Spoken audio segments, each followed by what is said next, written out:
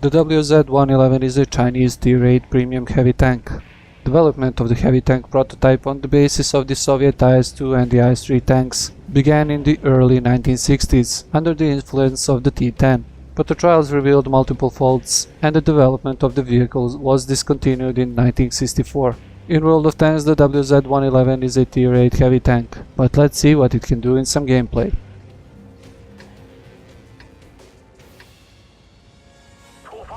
Hello guys, and welcome back to World of Tanks Ace Tanker series. As you can see, today we'll be driving the WZ-111. It's a Chinese Tier 8 premium heavy tank, and driving the WZ-111 for us is chupavi. He is also platooned with the FCA 50 ton, driving the FCA's Kesha, and all the two of them got into a pretty decent matchup here. They actually do have a couple of Tier 9s, but well, that's not a lot to handle because there is only 3 of them, and we're going to have a really nice game here. Stick to the end because we are going to talk not just about the WZ-111, we are going to talk about, well, the reaction times in the World of Tanks and what you have to do if you want to win the game. So, as you can see, the WZ-111, it's a pretty decent machine, pretty fast. It can get into a medium position, such as this position on the hill here. Fortunately, one missed there on the M41 Black Dog, I believe it's the Black Dog, yep. And yeah, as I said, a pretty decent machine, pretty decent engine. You can see it can go up to 50 kilometers per hour, and well, get into positions that usually medium tanks go to. And it has a big gun. As you can see, the gun is similar to those Russian guns. It's a 175mm penetration, 390 damage, and as you can see, those 390 damage really do a lot against a Tier 8 medium, as this is STA-1. 2 shots, unfortunately the second one was a low roll, so he wasn't able to finish off the STA-1, but he's going to leave that STA-1 as he spots a bigger threat. It's the T-10. Actually, this tank, if you heard it in the intro, was designed on the basis of the IS-3 and the IS-2, but it was heavily influenced by the T-10. Fortunately, this tank never got into the service because it was well flawed in a lot of ways, so the Chinese government decided not to take this tank into service. Now, as you saw there, he was shooting heat at the upper plate of the T-10. It's 250mm of penetration with the heat. The shells are, well, 250mm of penetration should easily go through the upper plate of the T-10, and the T-10 is not really standing that well in that position because he is showing the upper plate. Well, he's not angling the upper plate, he should be looking straight at the WZ-111, and he gets killed. And this MX-1390, well, we can start talking about the positioning. Yeah, this 1319 is way out of position, so he shouldn't be there. Actually, when the heavy tanks came to the hill, he should have just ran away. Remember guys, it's not always the best thing, it's not the most courageous thing to stay and die. Sometimes you should go, just pull back, live to fight another battle, as they say. And now, well, as you can see, the heavies on the enemy side have pushed through the other side, so that's the position. We can see E75 on the E1, and that, well, oh, what a shot there on the small scout. That's the M41 Bulldog. Now, the heavies have taken the other side. It's the 110 E75 Tiger 1. And the friendly heavies have taken this side, and what do you do now? What do you do when you take the hill in this position? You can, as you can see, he is sniping on the enemy tanks that are spotted on the other side. Providing the spots for him is probably this MX-1390 or the T-49 from above, but I believe that the T-49 doesn't really have the line of sight on the Tiger 1, so it was probably the MX-1390 who was providing spots. And well, if you do not have the scout to spot for you, it's not really smart to stay in this position. And now we can see that 110 has made it into the friendly camp, and it looks like 110 really knows where to stand, because this big pillbox here that is Covering the 110 is really not going to allow any tanks that are located here to shoot and reset the cap, so the team has to rely on the T-49 and the T-34 that has gone back to defend the base to, well, not lose this game for them. And this is what I was talking about. How much time do you spend sniping? How much time do you spend in this position when you have the cap going underway on your, well, on your friendly base? When is the time that you should go? And this is one of the biggest mistakes that chupavi is making here. I really have to say that he's using a lot of time here. Immediately as he saw that 110 entering the cap, he should have gone forward, he should have gone to reset the cap, go through the middle, go through the position where the T-34 is, but you have to go, you cannot wait. And we're just going to see what he is going to do about it. Now we can see that the Tiger 1 is also joining the party, and this T-34 really cannot hold out much longer. If he gets shot once by the 110 or he gets shot by the Tiger 1, it is all over. So yeah, there's the Tiger 1 now. He has a side shot on the Tiger 1.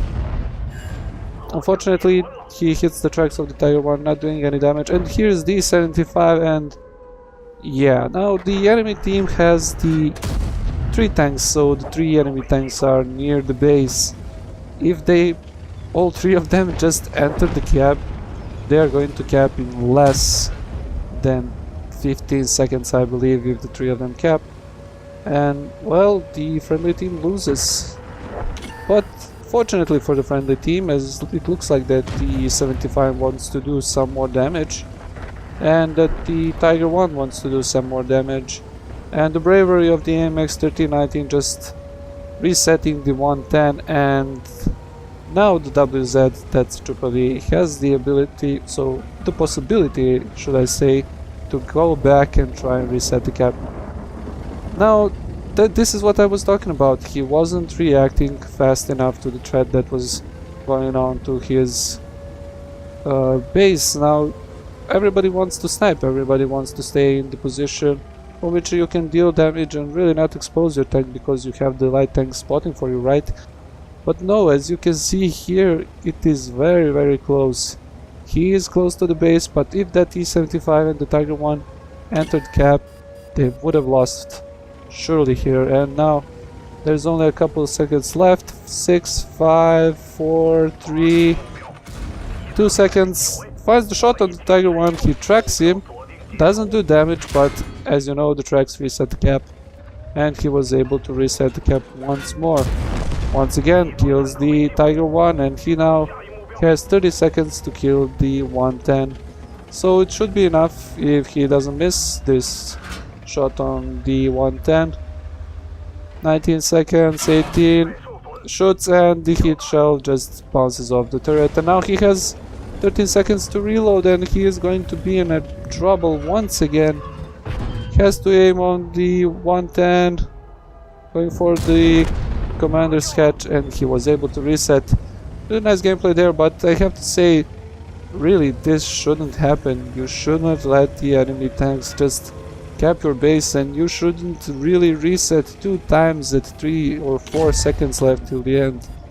Now he's doing the smart thing here. He is flanking the 75, which is really, that's really bad play by the 75.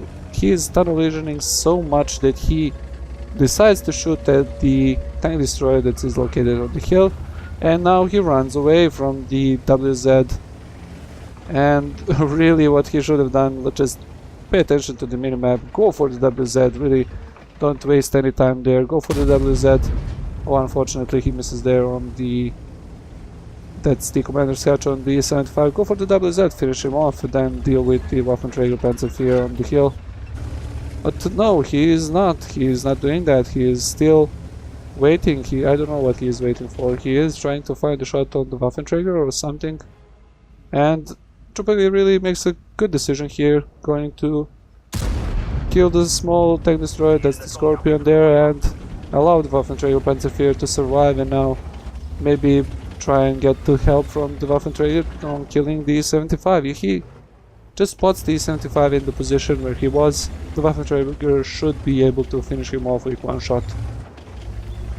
Now, as I was saying, we were talking about not losing time when you have to defend, but also you just cannot lose time when you have to kill the enemy tanks. Now, as I said, the 75 should have just come up and finished the WZ, but no. And now he finds the 75 on the side.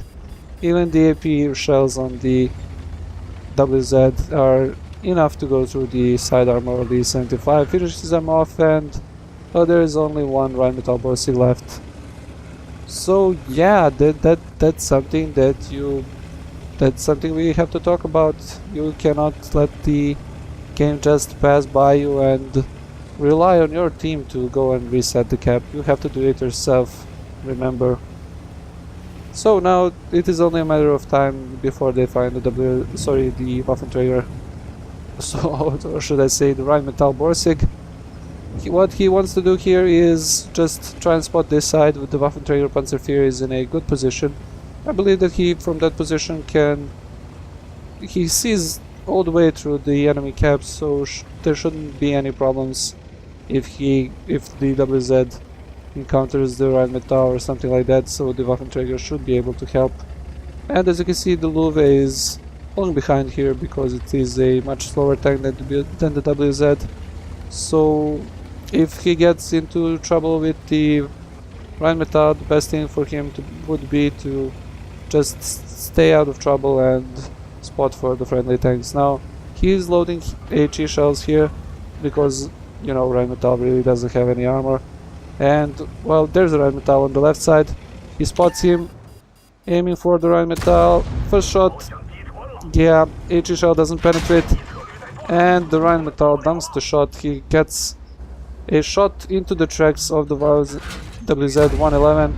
The second shot does 500 damage, and he's done there for sure. But the Rheinmetall Borsig dunks another shot, going below the tank, going for the lower plate, but wasn't able there. That's a GG, and let's take a look at the post-game stats.